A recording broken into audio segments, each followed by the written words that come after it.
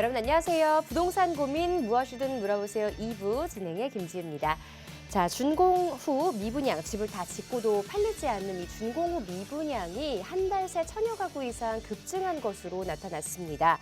미분양 공포가 확산되면서 주택 공급도 주춤하고 있는 상황인데요. 이 악성 미분양의 증가, 과연 시장에는 어떤 영향을 미치게 될지 이 시간 함께 하시면서 그 흐름들 체크해 보시기 바랍니다. 자, 2부에서도 여러분의 참여를 기다리고 있습니다. 부동산 관련한 고민 상담 전문가와 함께 나눠보는데요. 02-2638-3970번으로 전화 주시거나 샵 3989번으로 문자 보내주시면 됩니다. 자, 부동산 고민 무엇이든 물어보세요 2부 시작하겠습니다.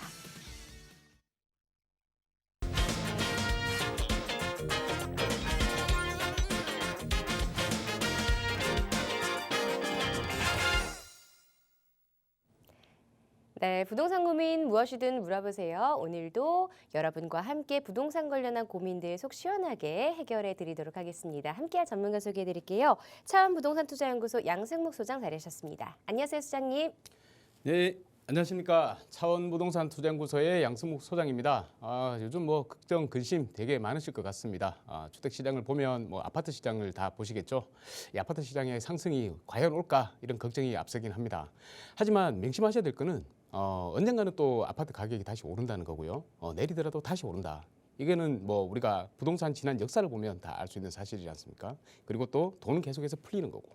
자, 그러다 보면 어쨌든 오를 텐데 지금도 분명히 지금이 바닥이다라고 생각을 하고 매수를 하시는 분들이 계시다는 겁니다.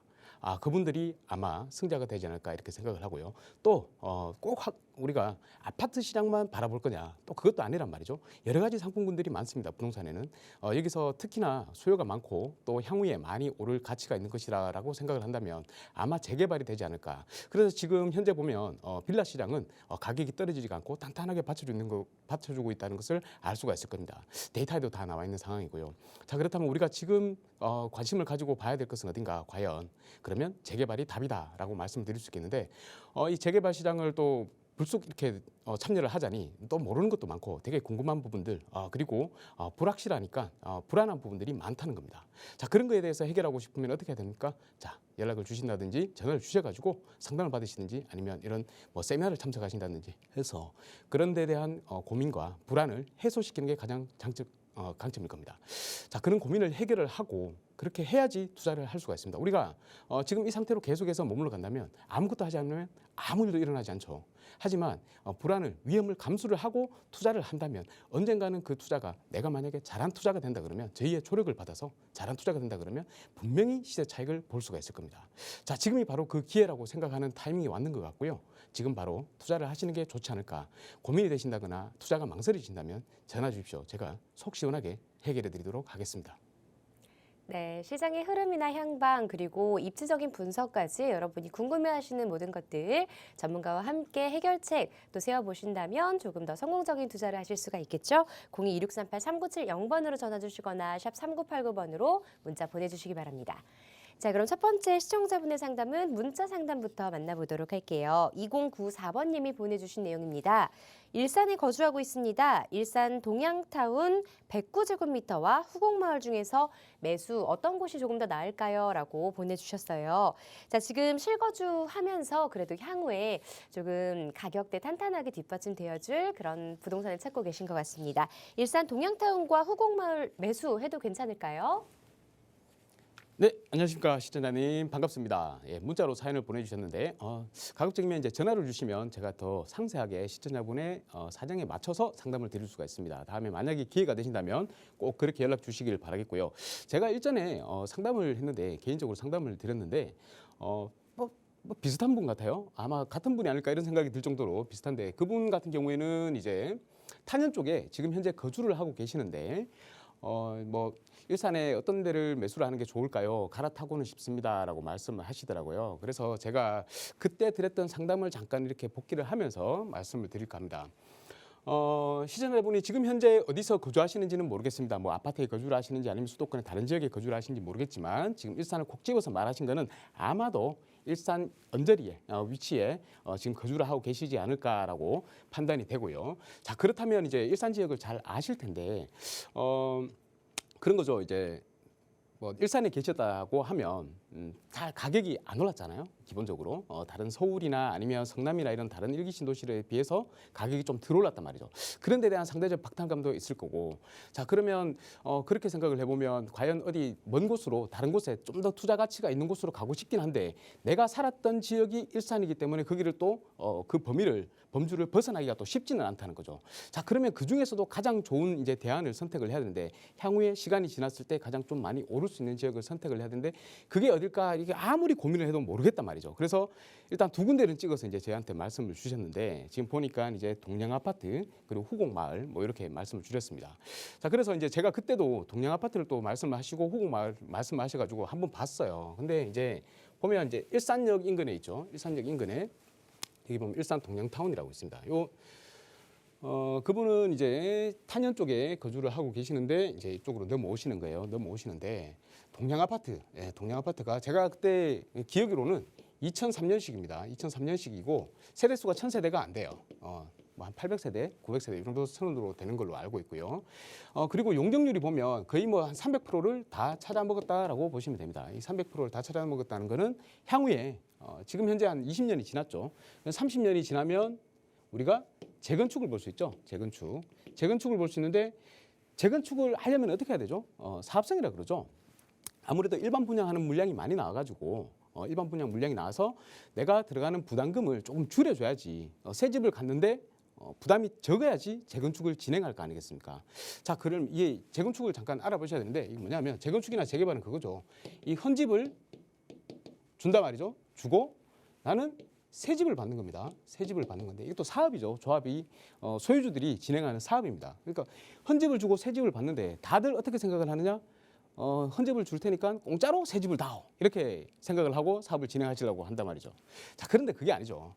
이 새 집이라면 당연히 더 좋은 집으로 바뀌는 거지 않습니까? 우리가 일반적으로 내가 살고 있는 주택을 리모델링을 한다 하더라도 돈이 뭐 한 1억씩 이렇게 들어가잖아요.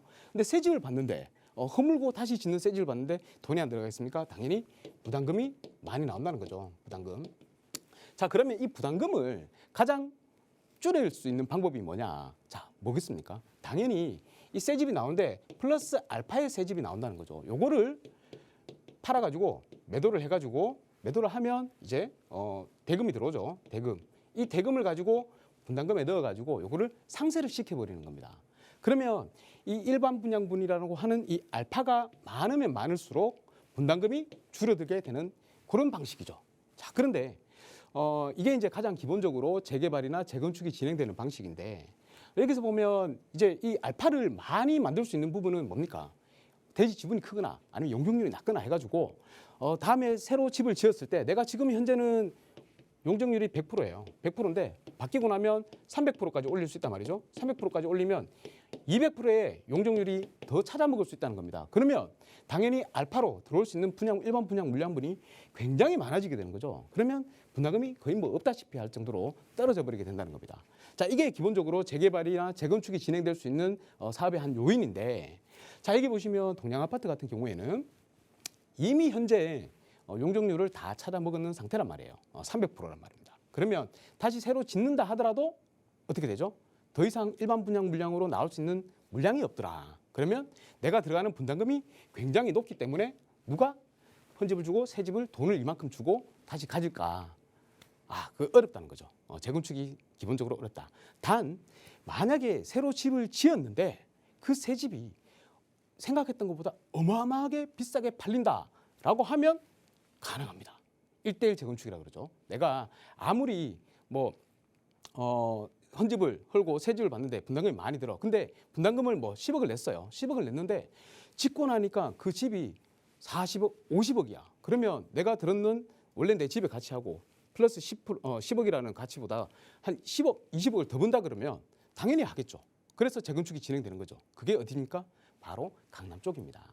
압구정이나 뭐 서초 쪽에 이런 쪽에 진행하는 재건축들은 1:1 재건축을 하더라도 진행이 된다는 겁니다. 그런데 우리는 입지가 강남이 아니잖아요. 서울에서 강북에서 많이 떨어져 있는 일산이지 않습니까? 그래서 일대일 재건축 이런 걸 전혀 생각을 할 수가 없기 때문에 그건 아예 차치를 하고 그렇다 하더라도 용적률이 일단 되게 높다. 지분이 그만큼 작을 겁니다. 자 그렇다면 일반 분양 물량이 거의 없기 때문에 재건축 진행이 어렵다. 분담금이 많이 들어가니까 어렵다. 뭐 향후에 뭐 10년, 20년 정도 더 지나가지고는 모르겠습니다만 지금 현 상황에서는 쉽지가 않다. 라는 것이고 자 그런데 상대적으로 이 일산의 후곡마을 쪽이나 일산의 일기 신도시죠. 일기 신도시 이쪽도 재건축이 쉽진 않아요. 재건축이 될 만한 아파트들이 있고 재건축이 안 되고 리모델링으로 진행을 해야 되는 아파트들이 있었습니다. 왜냐하면 용적률보다도 이제 그 용적률은 기본적으로 다 비슷하지만 150% 정도 되지만 중요한 건 이제 거기에 들어가 있는 세대 수가 되게 중요해요. 잘게 쪼개져 있으면 아무래도 대지 지분이 적습니다. 그러면 일반 분양 물량이 늘어날 수 있는 분양 물량이 되게 적어요. 이건 뭐 다 설명을 드리려면 굉장히 복잡해지기 때문에 간단하게만 말씀드릴게요. 자 그렇기 때문에 진행이 쉽지는 않았는데 어찌됐건 신도시가 되게 낡아서 일기 신도시 같은 경우는 이제 90년도에 다 들어왔잖아요. 되게 낡았기 때문에 30년이 지났단 말입니다. 그러면 어떻게든 좀 이게 새로 이 도시가 활성화되기 위해서는 신축 건물들이 들어와야 되는데 재건축이 어렵다 보니까 뭐 리모델링을 한다든지 뭐 이런 식으로 뭐 잘 안 되고 있었단 말이죠. 자 그런데 어떻게 되었죠? 이제 너무 이제 재건축이 안 된다 말이 많으니까 정부에서 나서가지고 여기를 일단은 신도시를 다시 재건축을 할 수 있도록 만들어주겠다라고 해서 일기 신도시 특별법이라고 그러죠. 특별법. 물론 정확히 일기 신도시 특별법은 아니고 노후주택단지입니다. 노후주택 계획도시죠. 노후계획도시 특별법이죠.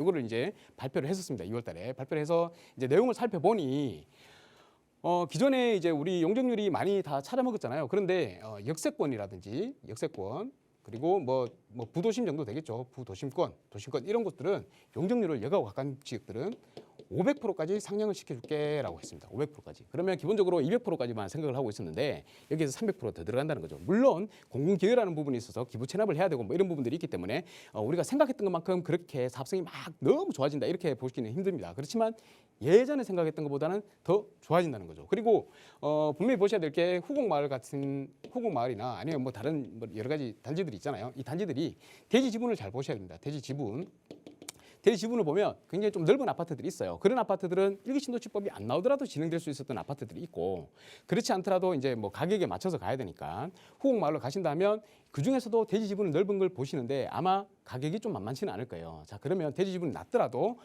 역하고 가까운 지역의 단지들을 보시는 게 좋겠다. 그러면 역하고 가까우면 왜 그렇습니까? 지금 현재 용적률이 높고 대지 지분이 낮다 하더라도 향후에 이 역세권 인근은 500%의 용적률을 가져갈 수 있기 때문에 일반 분양 물량이 생각했던 것보다 더 많이 나온다. 그러면 사업성이 좋기 때문에 재건축으로 진행할 가능성이 훨씬 더 있다라고 생각을 할 수 있겠죠.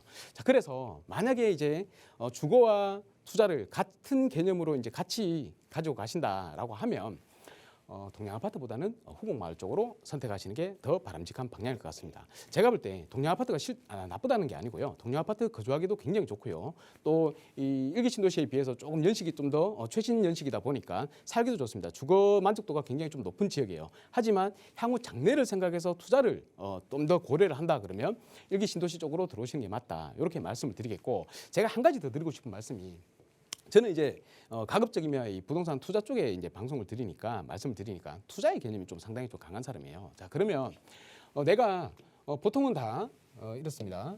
주거와 투자를 같이 함께 보면서 하고 싶어합니다. 자 그런데 모든 게 일장이 있으면 일단이 있죠. 주거와 투자 같이 해서 많이 오르는 걸 한다. 이거는 좀 쉽지가 않습니다. 어렵다. 하드하죠. 어렵다. 근데 내가 주거와 투자를 아예 분리를 하는 겁니다. 주거와 투자를 분리를 해버려요. 분리를 하고 나는 주거는 조금 어렵더라도 좀 그냥 투자만 잘 되면 되니까 좀 이런 안 좋은 환경은 좀 극복할 수 있어 라고만 생각을 하시면 이 투자만 바라보고 딱 하시잖아요. 그러면 얘는 많이 올라갈 수가 있어요. 얘는 쉽습니다. 이지합니다. 이지. 그죠? 자, 그래서 가급적이면 투자와 거주를 좀 분리를 하시라라고 말씀을 드리고 싶고 저라면 이럴 것 같아요. 제가 만약에 일산에 거주를 해야 된다. 꼭 그럴 만한 사유가 있다. 직장도 거기고 아이들 교육도 있고 뭐 그렇다고 하면 여기에서는 가급적이면 일산에서는 전세로 거주를 하시라라고 말씀을 드리고 싶고 이렇게 할게요.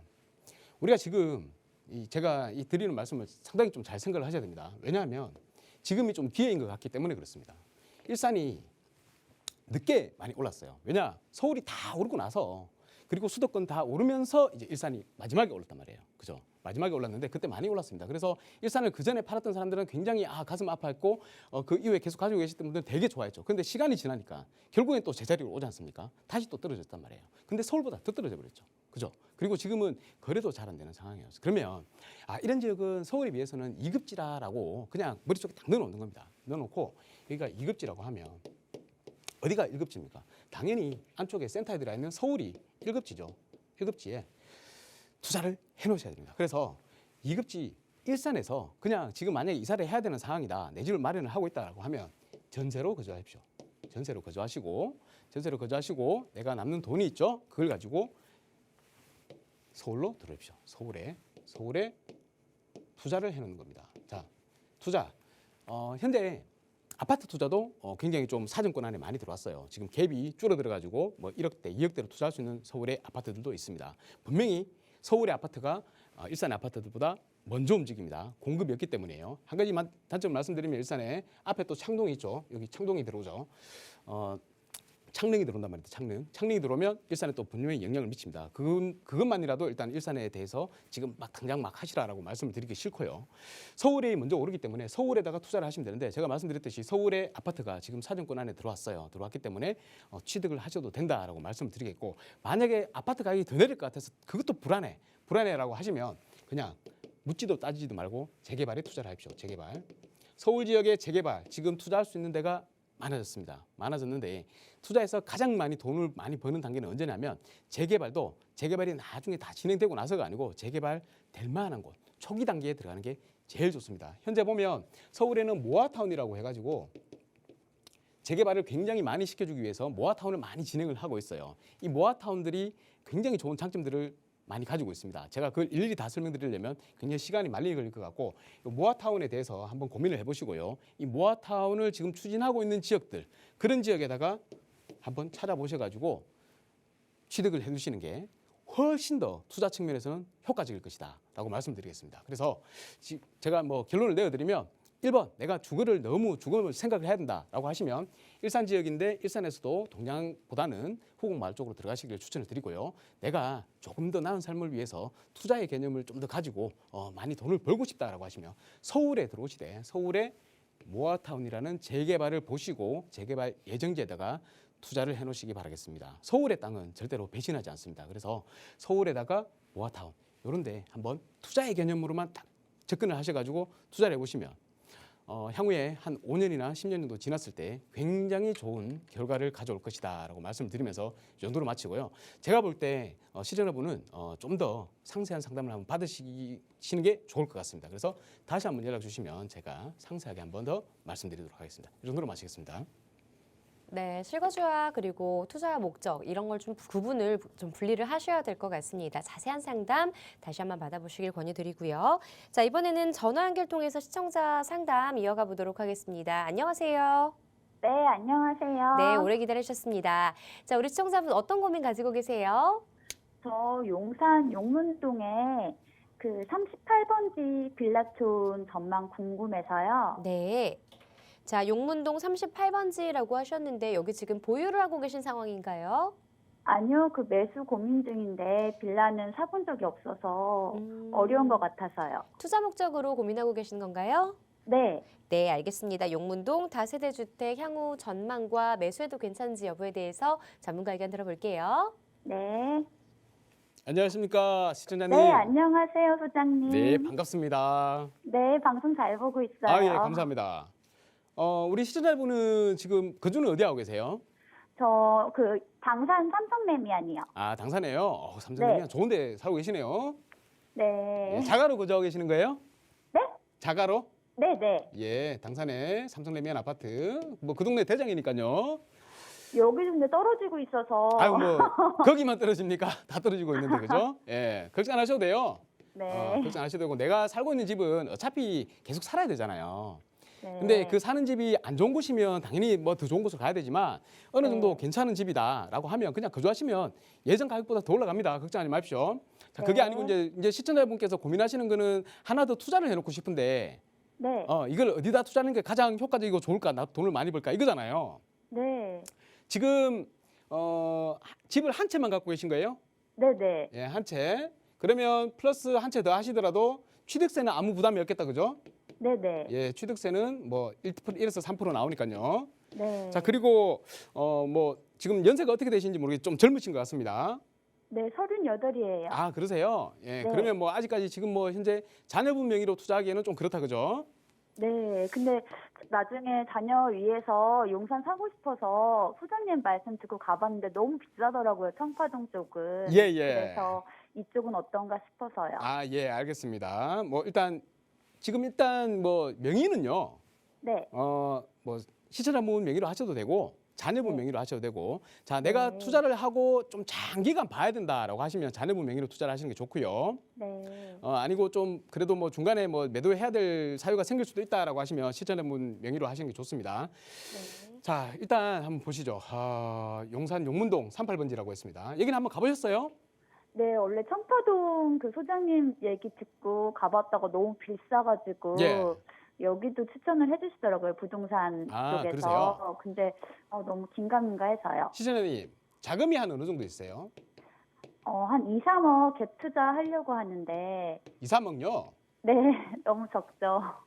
아니요, 적다니요. 2, 3억으로 지금 할 수 있는 곳은 많습니다. 많은데 이제 내가 제일 좋고 제일 확률이 높은 제일 많이 벌 수 있는 곳을 이제 하려고 그러니까 그런 거죠. 네, 2에서 3억이면 네, 청파동을 가셨다 그랬는데 어디를 네. 가시는지 모르겠습니다만 제가 네. 일단은 용산에 대해서 설명을 잠깐 드릴게요. 네, 이 용산 공원이 있고요, 그죠? 네, 자, 오른쪽은 한남뉴타운이 있고 후암동이 있습니다. 네. 자, 이쪽은 이제 주거지예요. 주거지기 네. 때문에 이쪽과 이제 이 동쪽이라 그러고요. 1호선을 기준으로 했을 때 이 동쪽이고 서쪽인데요. 서쪽은 장점이 뭐냐면 업무타운입니다. 업무타운. 향후에 업무타운으로 바뀔 곳이에요. 왜냐하면 아래쪽에 이제 국제업무지구 네. 개발이 될 거고요. 위에 이제 서울역의 북부 역세권 개발 사업이 있고요. 그리고 네. 이제 이 두 개의 큰 업무지구가 있기 때문에 여기 주거지에 이 사람들이 다 혜택을 보는 거예요. 네. 여기에 뭐 직장을 다니실 분들이 다 이 주변에 이제 사셔야 되니까 요 일대가 굉장히 좋아지는 건 맞는데, 자, 지금 현재 보면 뭐 서계동 같은 경우에는 신속 통합으로 선정이 됐고요. 청파 2구역 1구역 같은 경우에는 신속 통합, 그리고 일반 민간 재개발, 그리고 공덕 같은 경우에도 신속 통합, 아래쪽에 원효로 효창동, 그리고 요 서울역 역세권 재개발, 지금 구역 지정이 그냥 거의 뭐 다 왔다고 보시면 되고, 용문동 38번지 옆에 또 요 126번지인가 여기 또 하나 있죠. 공공복합 사업으로 네. 지정된 곳. 그리고 네. 아래쪽에 보면 원효로 3가가 지금 현재 토지거래 허가구역으로 묶여 있고요. 원효로 4가가 모아타운으로 묶여 있고 다 네. 지금 재개발 진행 중이란 말이에요. 네. 시청자분이 가보셨는 곳은 아마 비어 있는 곳일 겁니다. 네. 청파동에 비어 있는 곳을 가보셨는데, 왜냐하면 지금 현재 뭐 토지거래 허가구역으로 묶여 있다든지 아니면 역세권 재개발이라도 이제 구역 지정이 목전에 와 있기 때문에 거의 뭐 네. 5억, 4억, 5억 이상 이렇게 투자가 돼야지 취득을 할 수가 있단 말이에요. 그러니까 네, 그거는 이제 맞아요. 차치를 하고요. 네. 이제 그러면 내가 가지고 있는 2억에서 3억 원대의 자금을 가지고 투자를 할 때를 봐야 되는데, 자, 일단 네. 1급지는 지금 안 돼. 그러면 네. 향후에 이제 1급지가 될 것을 투자를 하면 되잖아요. 네. 사람들은 항상 투자를 할 때 그래요. 다 많이 오르면 그 오르는 게 더 좋아 보여가지고 계속 다 투자를 합니다. 그런데 네. 고수들은 조금 한 발짝 물러나가지고 여기가 저렇게 됐어? 그러면 여기는 다음에 또 저렇게 가겠네라고 하는 지역을 투자를 해요. 네. 그런 지역이 아까 제가 말씀드렸던 이제 청파동인데, 네. 청파동 3가 그리고 청파동 1가 여기가요. 네. 현재는 지금 없잖아요. 물건도 없고, 네. 그리고 구역은 지정이 된 곳이 아닌데, 여기가 제가 알기로는 청파동 3가 같은 경우에는요. 네. 한 3억에서 4억 정도 들어가야 되는데 투자금이. 네. 청파동 1가 있죠. 1가. 네. 네. 1가는 2에서 3억 원대로 투자 가능합니다. 아, 네. 네, 투자 가능해요. 그래서 네. 가급적이면 네. 만약에 내가 자금이 뭐 한 3억이라도 있다, 투자를 할 네. 수가 있다라고 하시면 네. 청파동 네. 1가로 가세요. 네. 1가. 여기 네. 1가는 자, 이 보면 이제 향후에 이제 진행이 어떻게 될 건가 그냥 제가 감히 한번 그냥 상상을 한번 해보겠습니다. 네. 청파동 3가 같은 경우에는요. 여기 네. 이제 숙대 앞이잖아요. 네. 숙대 앞인데 여기는 지구 단위 계획구역이 있어요. 네. 지구 단위 계획구역은 피하셔야 됩니다. 만약에 물건이 나왔는데 내가 투자할 수 있는 범위 안에 들어왔다라고 하면 100% 지구 단위 계획구역 아닐 겁니다. 거기는 네. 조금 피하시고요. 네. 여기 아래쪽에 이제 설림고등학교 위에하고 숙대 여기 대로하고 사이에 거기 이제 청파 3구역이 있어요. 청파동 3가가 있어요. 여기는 숙대 입구역이 굉장히 가깝기 때문에 500m 안에 들어오거든요. 네. 500m 안에 들어오기 때문에 여기는 아마 역세권 재개발로 갈 것 같습니다. 역세권. 네. 역세권 재개발로 갈 것 같고 여기 청파 1구역이랑 청파 2구역 사이에 있는 여기 청파동 1가 있잖아요. 네. 여기 청파동 1가는 아마도 이 역으로 생각을 하게 되면 역세권의 범위에는 조금 못 미쳐요. 500m, 500m 안쪽으로는. 그런데 네. 아마 모아타운으로 갈 수 있지 않을까라고 생각을 하고 있습니다. 자, 네. 주변이 다 재개발 구역으로 다 지정이 돼버렸잖아요. 네. 지정이 됐으면 당연히 여기에 거주하시는 분들은 우리만 이렇게 재개발을 진행 안 하고 있으니까 가격이 싸다. 우리도 재개발을 진행을 하자라는 생각이 많이 들겠죠. 그래서 네. 항상 보면 했는데 바로 옆이 재개발 구역으로 또 진행을 합니다. 진행을 하고 네. 되는 경우가 많아요. 근데 네. 이 용산의 청파동 일대는 전부 다 가보시면 알지만 가보셨잖아요. 네. 이게 재개발을 해야 돼요, 진짜. 네. 재개발 안 하면 안 되는 곳이에요. 그래서 구역 지정 요건들을 다 만족을 해요. 어지간하면 다 만족을 하기 네. 때문에 아마 여기 계시는 주민들이 움직이기만 하면 모아타운으로 지정이 되지 않을까 이렇게 생각을 하고 있습니다. 자, 그래서 여기를 한번 2억에서 3억 원대 투자할 수 있는 물건들이 있어요. 잘 찾아보면. 그래서 여기를 네. 투자를 하시고요. 네. 만약에 물건이 정 없다 그러면 다시 저희한테 연락을 주세요. 예. 물건을 찾아드리고 네. 제가 이제 용문동을 자꾸 말씀을 안 드리고 계속 이 청파동만 계속 말씀을 드렸던 이유가 물건이 있기 네. 때문에 첫 번째 이유고 두 번째로는 속도 때문에 그렇습니다. 네. 용문동 굉장히 좋아요. 38번지. 38번지도 여기도 베스트입니다. 아주 좋습니다. 지금 다른 사람들 다 다른 데 투자한다고 막 혈안이 됐을 때 가만히 가격 안으로 가만히 있지만 여기도 이제 나중에 만약에 시간이 지나면 당연히 사람들이 관심을 가지게 됩니다. 그때는 많이 오를 거예요. 자, 네. 그때가 언제쯤이냐? 여기 재개발 구역들이 이제 다 지정이 됐잖아요. 네. 지정이 되고 아래쪽도 이제 지정이 되고 국제업무지구도 나오고 이러잖아요. 그러면 네. 한 두 단계에 걸쳐 가지고 오를 거예요. 여기가 재개발이 진행이 되면 이 이주소유들 다 어디 갑니까? 네. 이주소유들이 어디 갈 데가 없잖아요. 네. 네, 다 이쪽으로 오겠죠.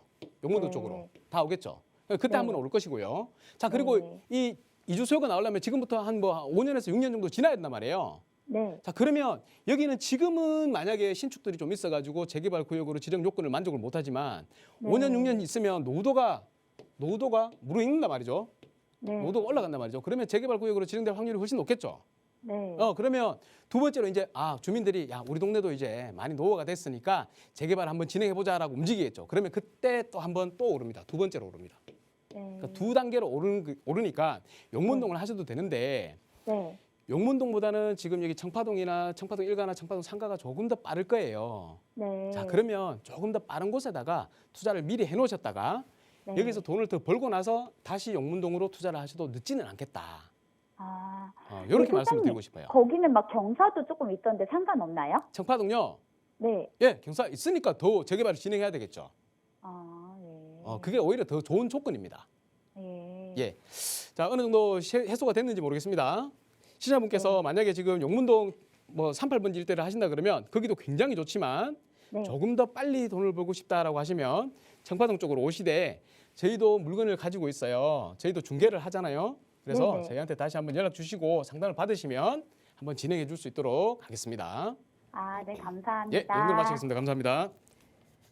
네, 전화 주셔서 고맙습니다. 아무래도 지역별로 좀 오르는 속도가 다를 수 있기 때문에 일단 청파동 쪽을 먼저 좀 눈여겨 살펴보시고요.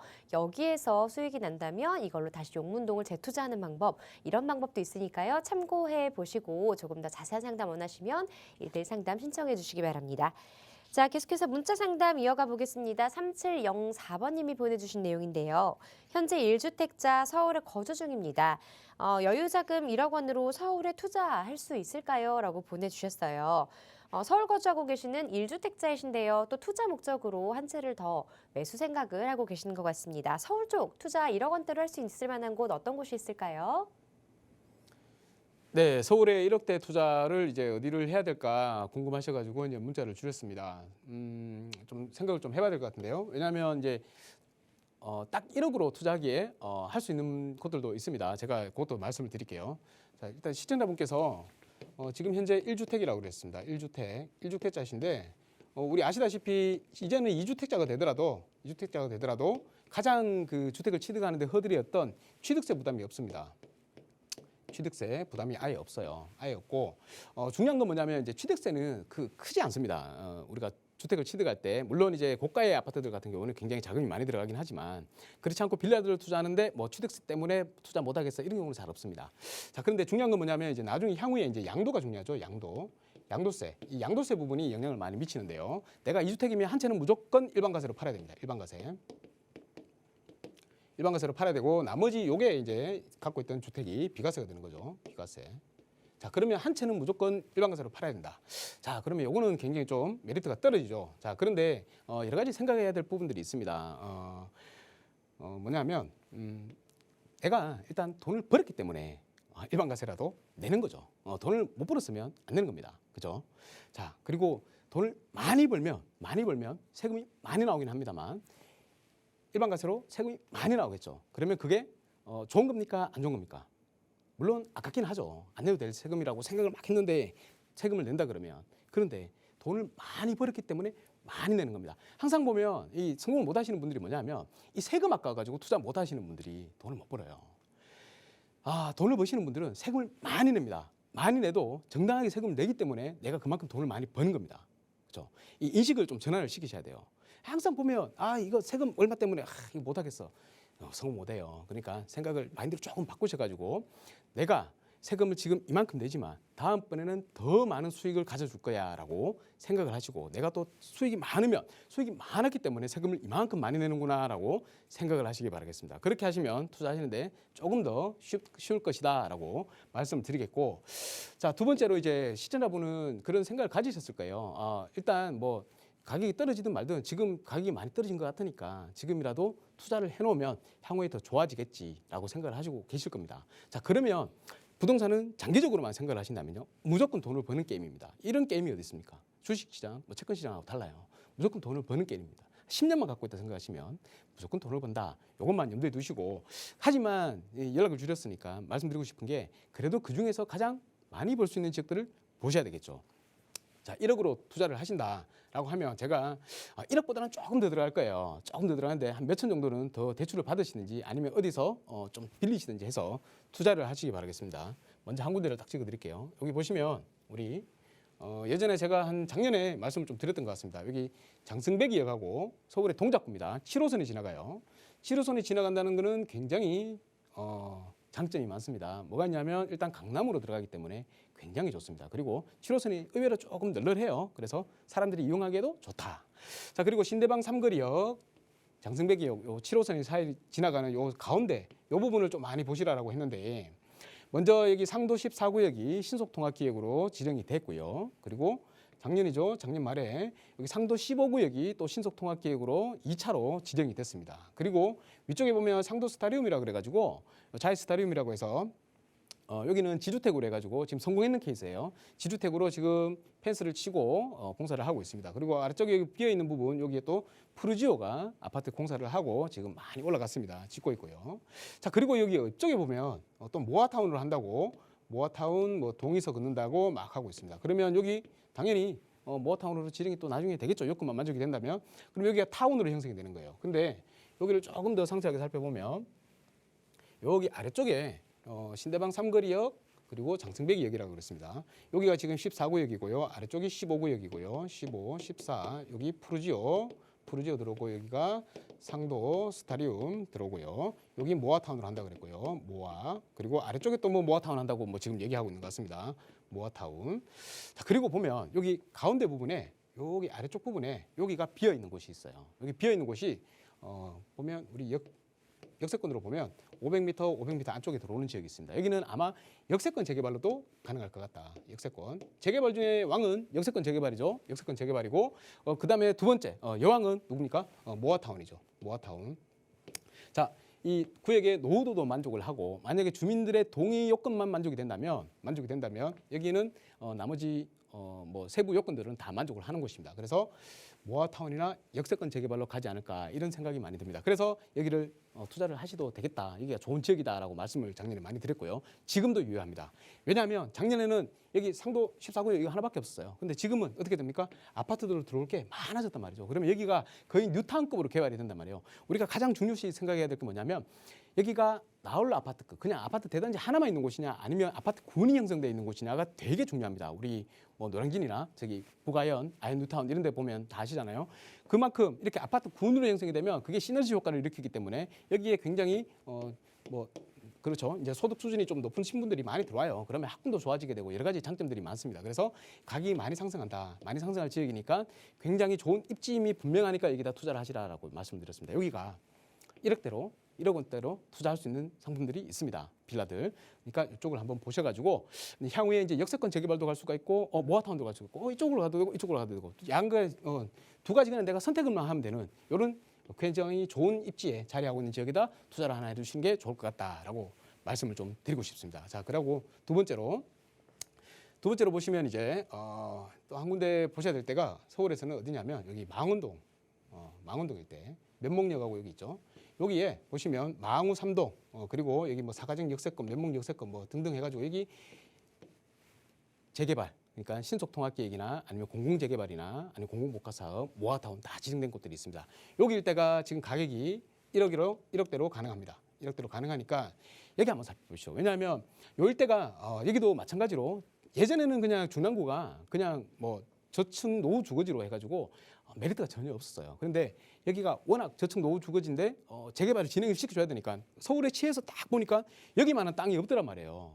굉장히 땅이 평지고 좋단 말이에요. 근데 아파트가 없기 때문에 그냥 살기 안 좋은 동네로 그냥 보였던 곳인데 여기가 이제 재개발 구역으로 다 진행이 되면서 굉장히 뉴타운급으로 여기도 굉장히 대단지 아파트 군이 형성되는 곳으로 바뀌었단 말입니다. 바뀌었는데다가 여기 상봉역에서 여기 용산으로 들어가죠. 용산으로 들어가는 GTX가 이게 B 노선이죠. B 노선이 이 구간은 재정 사업으로 들어갑니다. 재정 사업으로 들어간다는 것은 뭐냐면 국세로 세금으로 다 들어간다는 거죠. 그래서 민자 사업이 아니기 때문에 예정했던 대로 계획대로 그냥 이루어진다라고 생각하시면 됩니다. 그래서 이 구간은 먼저 또 개통이 될 겁니다. 그러면 용산에서 여기 상봉까지 오는데 뭐 한 10분이면 되죠. 10분. 예전에 시간이 많이 걸렸는데 이제 시간이 전혀 안 걸리죠. 그리고 7호선이 또 여기도 공교롭게도 여기도 7호선이 지나가네요. 강남으로 바로 들어가죠. 그래서 여기 면목동 일대, 망우동 일대 여기를 한번 투자해 보시는 것도 굉장히 좋은 투자처가 될 것 같다. 대안이 될 것 같다. 이렇게 말씀을 드리겠고 만약에 내가 진짜 1억 이상을 가져갈 수가 없다. 최대한 할 수 있는 게 1억 정도다라고 하시면 모아타운으로 보십시오. 모아타운 뭐 지정될 곳 뭐 이런 데 말고요. 그냥 조금 피를 주고 들어간다 하더라도 지정된 곳들이 있습니다. 근데 왜 아직까지 1억으로 투자가 가능하냐라고 하면 막 동의율이 막 높다거나 막 이런 수준이 아니기 때문에 그럴 수도 있어요. 근데 어찌되었건 구역으로 지정된 곳은 향후에도 계속해서 재개발 구역으로 남아있을 가능성이 굉장히 높습니다. 그러니까 그런 지역에다 투자를 해놓으시면 언젠가는 분명히 성공한다. 그래서 이런 지역들을 보면 제가 볼 때 지금 현재 우리 여기 봉천 있죠. 봉천동에 봉천역 바로 앞에 여기 뒤쪽으로 해가지고 복림중학교 있죠. 여기에 모아타운으로 지금 선정된 곳이 있습니다. 모아타운. 그런데 사람들한테 많이 알려지진 않았어요. 그래서 지금 투자하시더라도 투자금 1억대로 투자가 가능해요. 그러니까 지금 안에 또 방송을 보시면 사람들이 또 알아가지고 여기 들어가실 수도 있으니까 가급적 좀 빨리 움직이시는 게 좋겠다라고 말씀드리겠습니다. 여기 봉천동의 모아타운에 가보시면 여기가 뒤에 바로 서울대 이편한 세상 있죠. 여기가 관악구 대장 아파트죠. 자, 그런데 여기보다 입지가 좀 더 좋다. 왜냐하면 봉천역 바로 앞이다. 여기는 새도 잘 나갑니다. 전세 맞추기도 굉장히 좋은 곳이고 2호선에 봉천역을 지나고 있기 때문에 바로 역세권이라서 굉장히 새도 잘 빠지고 우리 지금 요즘 전세 때문에 맞추기가 너무 어렵잖아요. 그런 걱정은 안 하셔도 될 것 같다. 이런 지역에다 하나 투자를 해놓으시면 향후 상당히 효자 노릇을 할 것 같다라고 말씀을 드릴 수 있겠습니다. 그래서 만약에 1억이 안 되는 자금을 가지고 투자를 하신다 그러면 봉천역 일대 봉천동 모아타운을 한번 꼭 보시고 지금 요게 이제 행정명칭상 바뀌어가지고 봉천동이 아니고 청룡동으로 바뀌더라고요. 청룡동 굉장히 좋지 않습니까? 이름도 청룡입니다. 향후에 진짜 용이 될 수 있는 그런 지역이다라고 생각을 하시고 여기 한번 검토를 해보시는 게 어떨까 이렇게 생각을 드리겠습니다. 그래서 요약을 하자면 일단 1억 원대 자금을 가지고 내가 만약에 1억 원 조금 더 투자를 할 수 있다라고 하시면 상도동 일대 한번 가보시고요. 그리고 망우동 일대 한번 가보시기 바라겠고요. 내가 그 정도 수준 절대 안 될 것 같아라고 하면 여기 봉천동 모아타운에 한번 가보시기를 권해드리겠습니다. 꼭 한번 취득을 하시기 전에는요 임장을 하셔야 되고요. 그리고 한번 전문가하고 다시 한번 상담을 받으시고 투자하시기를 권유드리겠습니다. 이 정도로 마치겠습니다. 감사합니다. 자, 모아타운 등 이 재개발 사업 예정지 좀 살펴보시면 좋을 것 같다고 말씀을 드렸는데요. 금액대별로 살펴보면 좋을 만한 지역들 짚어드렸으니까 일단은 발품 팔아서 꼼꼼하게 잘 살펴보시고요. 또 다른 내용 궁금하시다면 이번엔 전화 상담 꼭 신청해 주시기 바랍니다. 언제든지 무료 전화 02-2638-3970번 그리고 유료 문자 샵 3989번 활짝 열어놓고 있습니다. 자, 이번 시간에는 부동산 시장을 뜨겁게 달구고 있는 핫한 이슈들 짚어보도록 하겠습니다. 최근 정부의 재개발 재건축 규제 완화로 인해서 서울을 비롯한 이 수도권 전역에서 정비 사업들이 본격화되고 있다고 합니다. 실제로 안전진단 신청은 물론이고요. 이 사업 추진을 좀 앞당기기 위해서 속도 경쟁에도 불이 붙고 있다고 하는데요. 덩달아 투자자들의 발걸음도 빨라지고 있습니다. 자, 오늘 자세한 내용들 한번 들어보도록 할게요. 네, 이렇게 재개발을 많이 진행을 시켜주고 속도를 빨리 해주려다 보니까 사람들이 이제 마음이 조급합니다. 조급해서 막 아무 물건이나 취득하려고 막 하는데 그런 물건들을 취득했다가 좀 낭패를 보는 경우들이 간혹가다 생기죠. 간혹이 아니고 자주 있는 것 같습니다. 실제로 상담을 해보면 그런 것들 때문에 풀리지 않는 고민 때문에 굉장히 스트레스를 받으시는 분들도 계시더라고요. 그래서 투자를 하시기 전에 미리 그냥 좀 제대로 알고 투자를 하면 좀 쉽지 않을까 해서 이 자료들을 좀 준비를 해봤고요. 만약에 내가 이미 이제 취득을 한 상태고 고민이 된다라고 하시면 한번 연락 주시면 제가 혹시 방법이 있나 없나 한번 찾아보도록 하겠습니다. 일단은 제가 두 가지 문제에 대해서 먼저 설명을 드리겠는데요. 권리산정 기준일이라는 문제가 있고요. 또 하나는 이제 근생빌라. 이 빌라인데 빌라인 줄 알고 샀는데 알고 보니까 근생이더라. 근생인데 입주권이 나오는 게 있고 또 안 나오는 게 있습니다. 그렇기 때문에 그것 때문에 고민해서 스트레스 받으시는 분들도 굉장히 많습니다. 한번 제대로 한번 알아보고 넘어가도록 하겠습니다.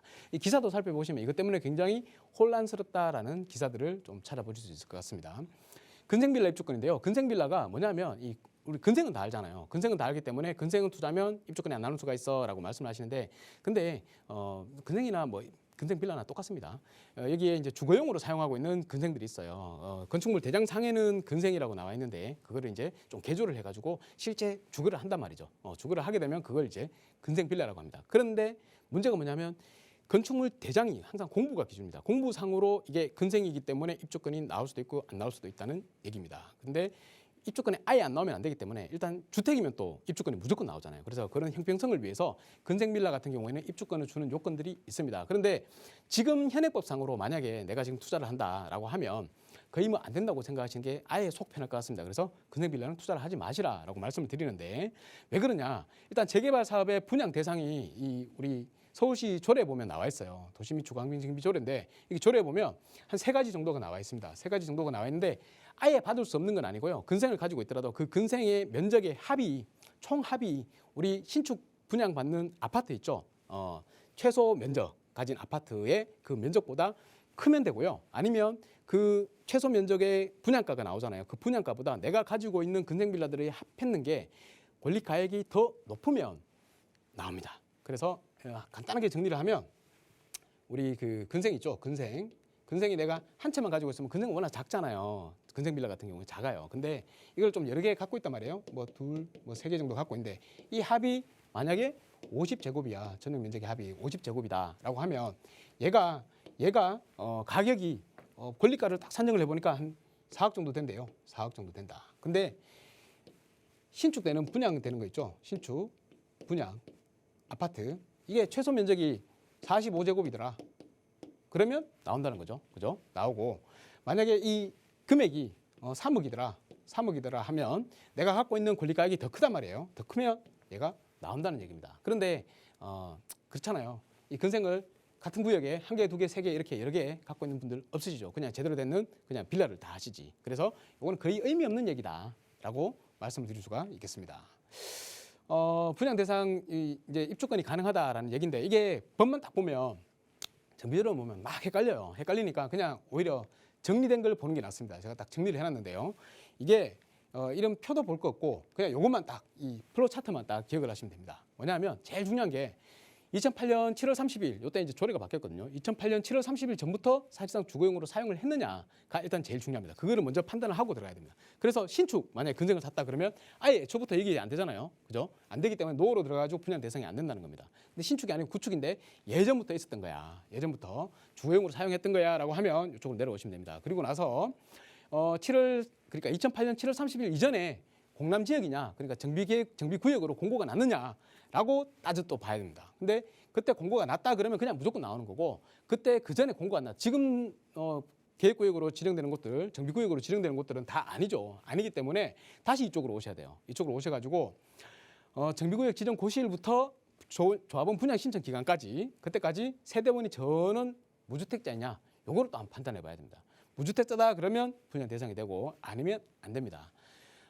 요거에 이제 해당되는 분들이 간혹가다 계실 거예요. 간혹가다 계시면 요 플로우 차트를 보시고 판단을 하셔가지고 분양권, 입주권이 나온다, 안 나온다 생각을 하시면 되겠습니다. 근데 이제 중요한 거는 사실상 주거용으로 거주를 했는지 이걸 또 입증을 해야 되고요. 조합원분들께서 입증을 해야 되고, 그리고 이제 무주택 세대를 이제 또 확인을 합니다. 중간에 이제 또 매매가 이루어졌을 수도 있잖아요. 그 매매가 이루어지는 동안 소유를 했던 사람들이 다 무주택 세대원이었느냐, 무주택자였느냐 이거를 또 판단을 해보셔야 됩니다. 그래서 굉장히 좀 까다롭습니다. 이거를 뭐 구청에 물어보면 구청에서 알려주지 않고요. 내가 다 입증을 해야 되는 부분이기 때문에 이런 게 좀 굉장히 까다롭다. 그래서 근생빌라는 가급적 투자를 하지 마시라. 이렇게 이제 한번 말씀을 드리겠고요.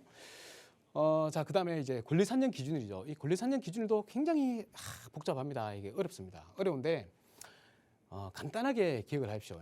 제가 여러 가지 써놨는데 그냥 마지막에 보면 표로 하나 정리를 해놨어요. 표로 정리를 해놨는데 시간이 없으니까 이렇게 말씀드릴게요. 자, 일반적인 우리 재개발, 재건축, 민간 재개발, 재건축이라고 합니다. 지금은 뭐 거의 역세권 재개발 하나라고 생각을 하시면 되는데 그 도정법에 따른 역세권 재개발로 추진을 한다 그러면 기본적으로 정비구역 지정 고시일이 권리산정 기준이다. 그러니까 그 전에 우리 준공 났는 것들 있죠. 그날 전에 준공이 났다 그러면 구분 소유권이 인정이 되기 때문에 준공이 났다 그러면 그 물건은 취득하시더라도 신축이라도 괜찮습니다. 그런데 정부구역 지정 고시일 이후에 만약에 준공이 났다 그러면 현금 청산 대상입니다. 그거 염두하셔가지고 생각을 하시면 되겠고, 그냥 정부구역 지정 고시일이 일반적인 역세권 재개발의 권리산정 기준이다라고 생각을 하시면 되겠습니다. 두 번째로 이 공공재개발이라는 게 있어요. 공공재개발은 이미 선정되었던 곳들은 다 권리산정 기준이 나와 있습니다. 나와 있는데 문제가 뭐냐면 이제 향후에 이제 신청하는 구역들 있죠. 신청하는 구역들은 권리산정 기준일이 작년 1월 28일입니다. 2022년 1월 28일입니다. 요거를 좀 기억을 하고 계셔야 됩니다. 그래서 이전에 이제 준공이 되는 것들은 취득을 하시더라도 언제든지 입주권이 나온다라고 생각하시면 되는데 이후에 지금도 계속 신축은 지어지고 있잖아요. 그런데 만약에 공공재개발로 신청이 들어갔다라고 하면 현금 청산 대상이 될 수 있는 경우가 있기 때문에 좀 유의를 하셔야 됩니다. 신속통합기획도 마찬가지입니다. 이 신속통합기획하고 공공재개발하고 같이 이렇게 맞물려서 이렇게 돌아가거든요. 신속통합기획 같은 경우에도 권리산정 기준일이 향후에 이제 신청하는 구역들 있죠. 예전에 이제 구역 지정된 곳들은 이미 권리산정 기준이 나와 있고요. 향후에 이제 신청하는 곳들이 2022년 1월 28일 기준이다라고 생각을 하시면 되겠습니다. 그래서 만약에 향후에 이제 내가 투자를 하는데 신속통합이나 공공재개발로 투자를 한다라고 하시면 요거 현금 청산 기준일, 그러니까 권리산정 기준일 2022년 1월 28일을 꼭 머릿속에 넣으시고 투자에 물건을 찾으시도록 해야 됩니다. 자, 그리고 세 번째로 이제 도심공공 복합 사업인데 요거는 조금 다릅니다. 얘는 신축, 구축을 가리지 않고 2021년 6월 29일 이후에 매매 행위가 이루어지면 전부 다 현금 청산 대상으로 돼버렸습니다. 그래서 법상에 나와 있기 때문에 이게 조정을 할 수가 없어요. 자, 그래서 요거는 뭐 거의 뭐 가보시면 매매가 이루어지지 않아요. 부동산에서 다 알고 그런 얘기를 해주십니다. 그래서 걱정하지 않으시고 그냥 뭐 도심 복합 사업은 뭐 의미가 없다라고 생각하시면 되고, 모아타운이라고 있어요. 이 모아타운이 굉장히 지금 핫하죠. 이 모아타운도 권리 산정 기준일이 이미 선정된 구역들은 정해져 있습니다. 그리고 앞으로 이제 선정될 구역들, 그런 신청하는 구역들은 구역 후보지로 선정되는 그날이 이제 권리 산정 기준이라고 생각을 하시면 되는데, 요거는 준공 났느냐 안 났느냐 중요한 게 아니고요. 특이하게도 이 케이스 같은 경우 모아타운 같은 경우에는 착공 신고를 득했느냐 안 했느냐, 착공 신고를 내고 허가를 받았느냐 안 받았느냐, 요게 이제 중요합니다. 그래서 신축이라 하더라도 아직까지 뭐 선분양하고 지어지지도 않았는데 이거 무조건 현금 청산 대상이냐라고 하면 그게 아니다는 얘기죠. 착공 허가만 받았다, 착공해도 돼라는 허가만 구청에서 득했다 그러면 얘는 현금 청산 대상이 아닙니다. 그러니까 투자 시기에 굉장히 장점을 가질 수가 있다, 이런 말씀을 드리겠습니다. 그래서 투자를 하시더라도 모아타운, 현금 청산, 뭐 권리산정 기준일, 현금 청산 뭐 이런 거 생각 안 하신다, 하기 싫다 그러시면 모아타운으로 한번 진행을 해보시는 것도 좋을 것 같다. 그래서 중요한 거는 그렇습니다. 다른 것들은 다 준공이 났느냐 안 났느냐의 문제인데, 모아타운 같은 경우에는 이거는 착공이 들어갔느냐 안 들어갔느냐, 착공 신고가 됐느냐 안 됐느냐를 기준으로 따지기 때문에 가급적이면 모아타운을 하시는 게 좋을 것 같다라고 말씀을 드리면서 연구를 마치겠습니다. 그 전에 이제 모아타운도 그렇지만 일반 역세권 재개발 같은 경우에도 권리산정 기준일은 기본적으로 구역 지정 고시일입니다. 그래서 모아타운이나 역세권 재개발이 권리산정 기준일에서는 좀 자유롭다, 이렇게 생각하시고 투자에 참고하시면 되겠습니다. 이 정도로 마치겠습니다. 감사합니다. 네, 언제든지 무료 상담 전화 02-2638-3970번, 유료 문자 샵 3989번으로 문의해 주시기 바랍니다. 자, 이 프로그램은 시청자 여러분에게 보다 다양한 정보를 제공하기 위해 제작된 것으로 해당 부동산의 가치나 가격의 상승 하락은 보장하지 않는다는 점 기억해 주시기 바랍니다. 자, 오늘 하루 마무리 잘 하시고요. 저희는 다음 이 시간에 다시 찾아뵙겠습니다. 고맙습니다.